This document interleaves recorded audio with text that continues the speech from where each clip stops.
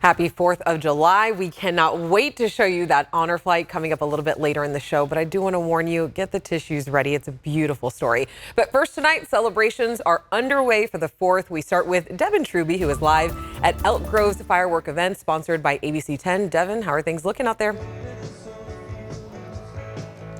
Alex, things are looking packed as we are just about 20 minutes away from when our own Marcus Allen is going to take that stage and begin with our opening ceremonies. And then later tonight, a band with 90s and early 2000s music, which I know we all love. But take a look at just how much this is filled up. Earlier this evening, we've got vendors and food trucks as well as stands where people can take a look at some 4th of July gear. And the coveted shade spots are pretty much all but gone by now as people are staking their claim for that fireworks show at 9:40, but we know this event is about way more than just the barbecues and the celebrations, but what also people take away from celebrating the 4th of July and what this holiday means to them. Take a listen. Freedom of choice, freedom of speech, fact that we can govern ourselves. It means a lot about freedom and about how we should be happy with our country because there's other countries out there in a little worse situations than we are right now.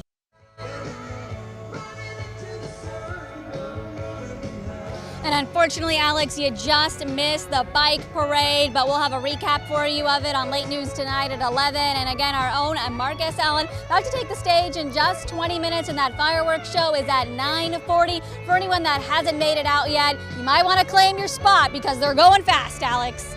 All right, Devin, thanks so much. And I love that red suit. Love to see all the festive. All right, thanks, Devin. All right, and if you do want to head to Elk Grove, the annual salute to the red, white, and blue is at Elk Grove Regional Park. Again, Marcus Allen is hosting the festivities starting at 7 p.m. The fireworks display, that will start at 9:40 p.m. SAC RT is also shuttling people to the park every 15 minutes if you want to check it out.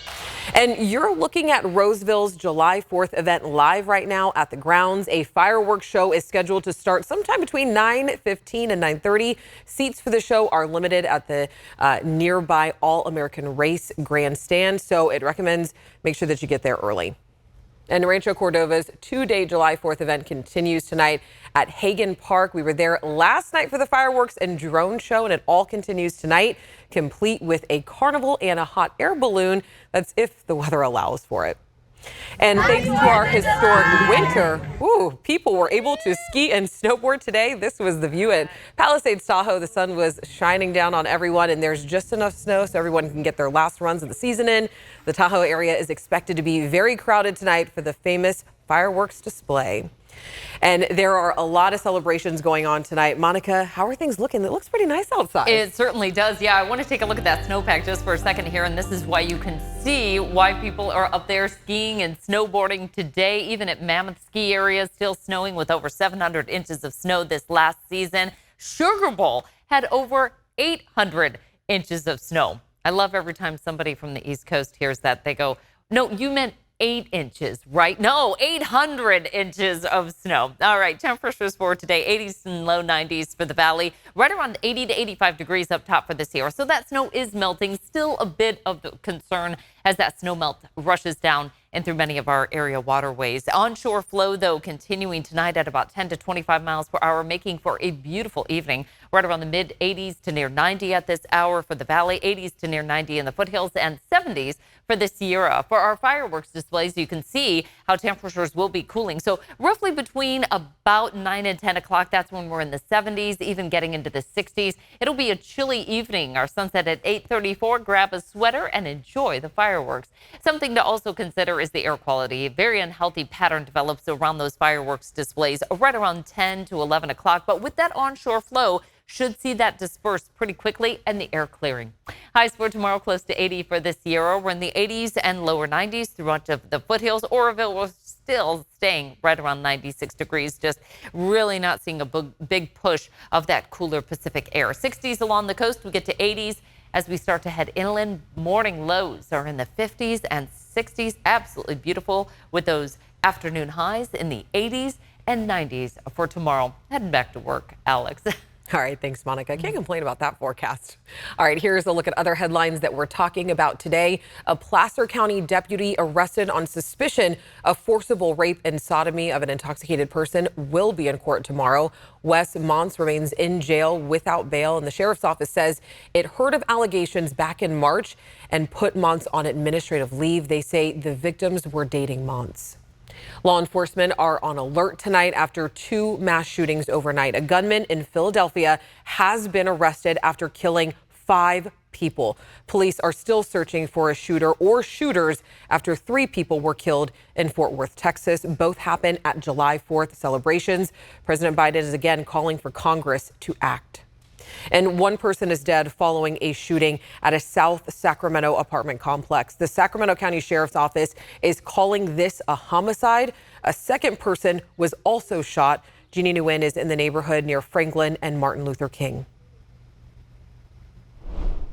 Now, details are still very limited, but I'm going to step out of the way so you can see here. It's still very much an active scene. Now, where the camera is pointed to, we just saw a man in a white T-shirt with handcuffs placed on him.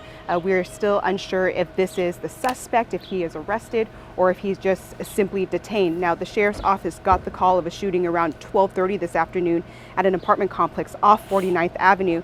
When deputies got to the scene, they noticed 2 people were hurt. Now, the sheriff's office says 2 adult men were involved in this shooting. One has been pronounced deceased here on the scene. The other was transported to a nearby hospital where they are in critical condition. Some residents on scene were visibly upset, and the sheriff's office says interviews will be conducted with those residents. Now, we spoke to some of them off camera. One woman told us the 2 men involved were 2 young men, and that same woman also told us that she's lived in this neighborhood for 45 years, and incidents like this are not surprising to her.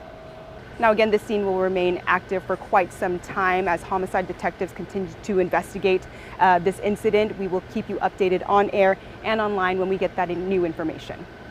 And we just got an update from the sheriff's office. That man that we saw with the handcuffs was not involved in this shooting and is no longer detained.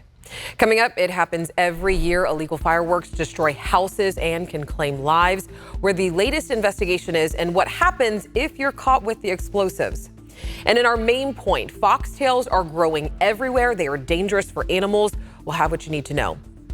And get your tissues ready. Later in the show, we're heading out to Washington, D.C., honoring veterans on this Independence Day. All these grave sites, it bothers me. Like, I should have been one of them, and I wasn't. See all those tombs, all those graves. You say, my God, why can't you just rejoice that you're living in the best country in the world? We're back after this. Imagine going to the grocery store, coming back home, and you see your house on fire, and there are kids inside. It's a terrible reality for a family in Central California, and it's all because of illegal fireworks. And this is video out of Los Baños. A tree caught fire because of illegal fireworks. The fire spread to other trees, and then the back of this house, the house destroyed. And the kid's father says one of his sons acted fast so no one was hurt, but one of his children had to be taken to the hospital because of the shock he was in. You never think it would happen to you, but and here we go, you know. I never thought it happened to me. From what I was told from my children, they saw fireworks. And a neighbor called 911, and neighbors started watering trees to help keep the flames from spreading to even more homes. And people are already being fined for illegal fireworks. Modesto police spotted these over the weekend and cited the people responsible. Modesto police cited them for $1,000 for what was their first offense. And similar rules do apply in Sacramento. The first illegal fireworks offense is about $1,000. And fire officials say anyone found with or selling illegal fireworks can get up to a $5,000 fine. Sacramento Fire tells us that they respond to about 85 calls on the 4th of July. Last year, they issued 45 citations in the first 4 days of July for illegal fireworks. Coming up after the break, they are dangerous and even deadly for pets, and they're growing everywhere.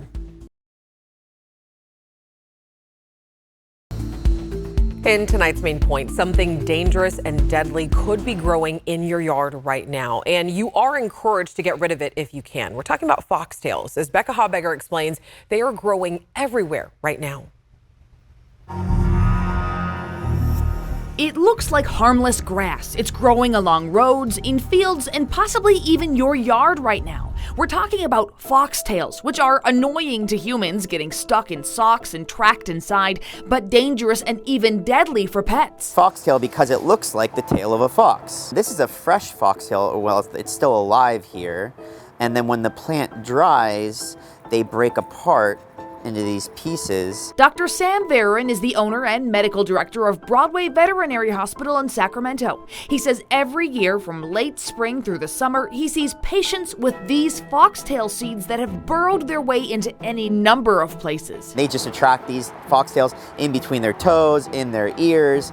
They go up their private area. It's just really sad. Up their nose. We have to sedate them. This is one of the instruments we use to retrieve them. It's called an alligator forceps. Antibiotics we use a lot of the time because there is so much infection. These are really just a scourge, especially around summertime when they dry out. This year, even worse than ever because we've had all this rain and now sun, we're really seeing them early and it's going to be a rough summer. He says the seeds are streamlined to burrow deep. So they go in this way and then they never track backwards. That's because the seed has these little backward barbs that lock it in and prevent it from going any direction but forward. When the dogs are running through the field or even next to the path and they brush up, and the problem is these things stick out, right? And the dogs come by and they just grab onto their fur because they have those barbs and they break apart and go all up in them. I know this firsthand. Last summer, my dog Scampy here started yelping every so often and pawing at his face.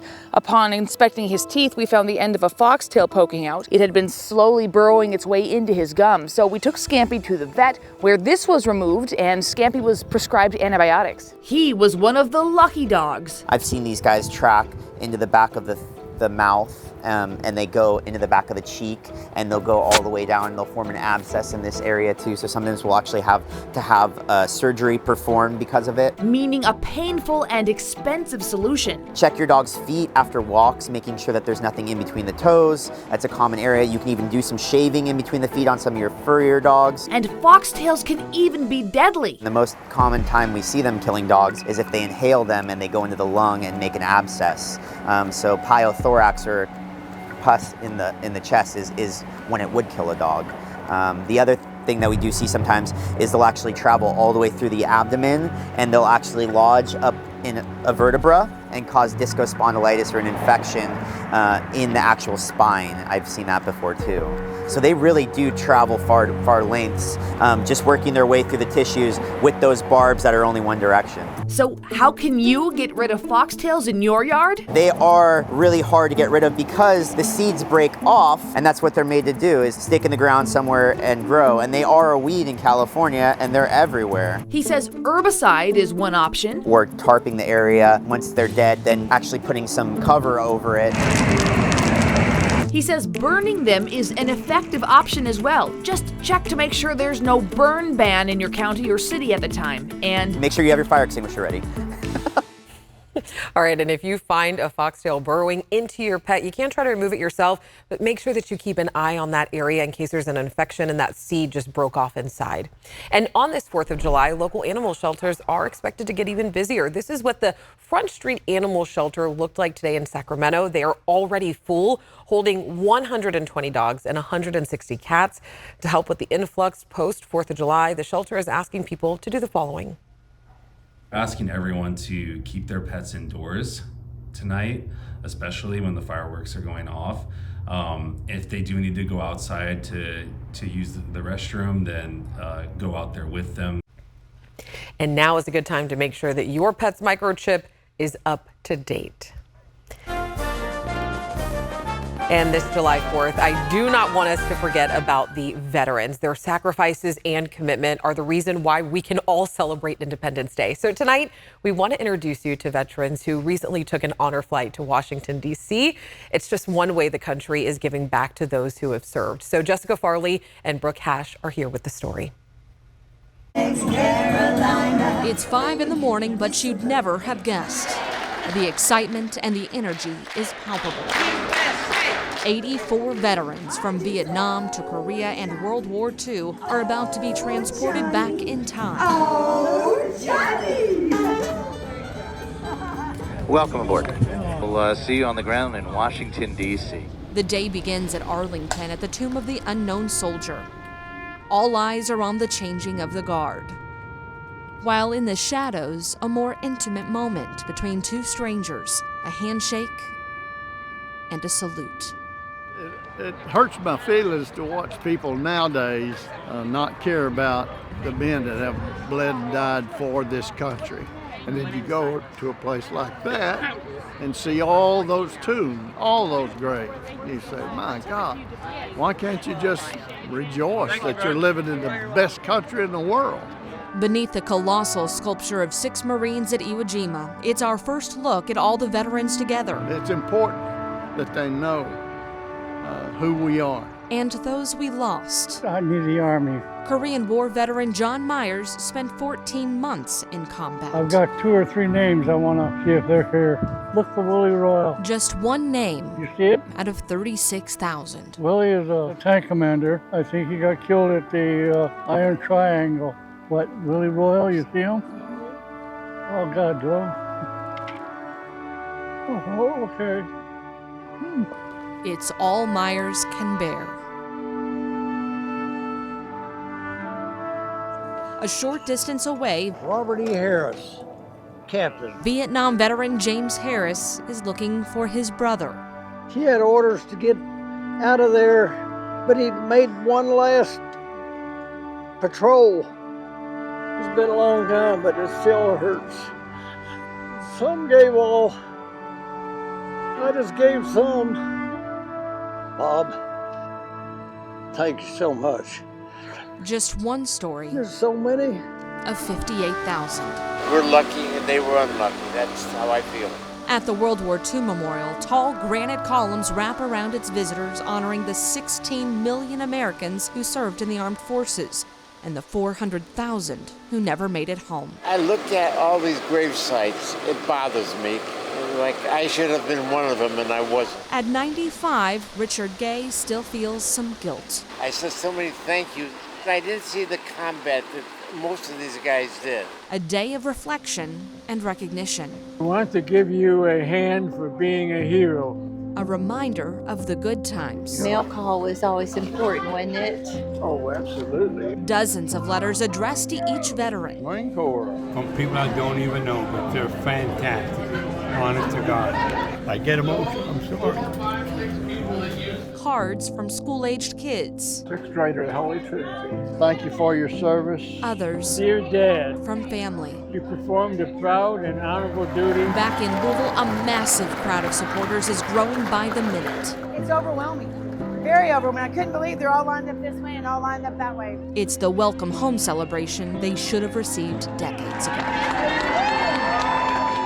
All these veterans are special, and the people that do this for these veterans are special, and they've done one heck of a job. Not a dry eye in the house. I'll never forget the day, I'll tell you right now. Honor Flight is a national organization that takes veterans to D.C. at no cost to them, and we have a link with more information about the charity on abc10.com/to-the-point. We're back after this.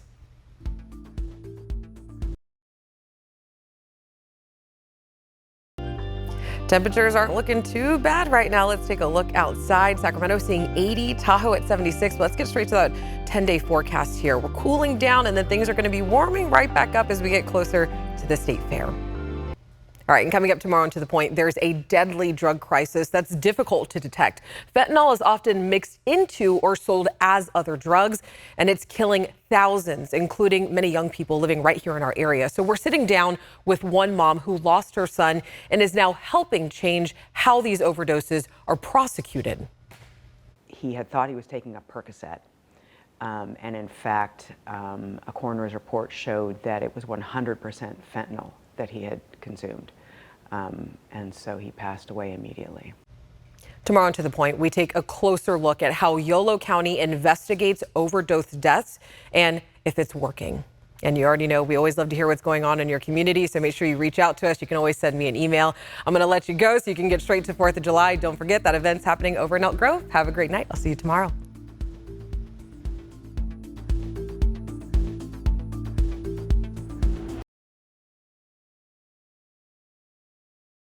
Hey, it's Alex. Just wanted to say thank you so much for watching. I really love hearing from everyone, and I hope that you'll stay in touch. Reach out to me on Facebook at AlexBellTV, or you can email me at tothepoint@abc10.com, or you can even send me a text message at 916-321-3310.